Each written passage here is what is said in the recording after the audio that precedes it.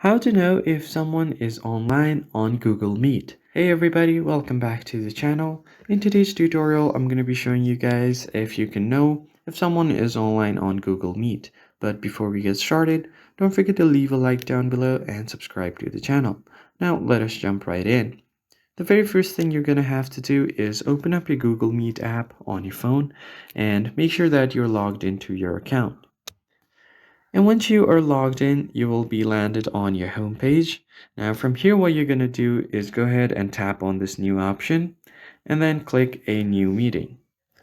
Simply go ahead and click on create link. And from here, you can now just go ahead and tap on join. And once you have done that, you can simply tap on this join option. Join. And once you land on this meeting page, you can share this link to anyone that you'd like to invite to your meet. And if they join, then that means they are active. And from here, you'll also be able to see the participants of the meeting. So just tap on this one.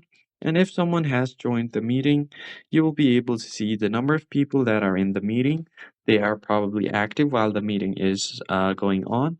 So that's how you know people that are active on Google Meet. If you found this tutorial helpful, make sure to like the video down below and subscribe, and I'll see you guys on the next one.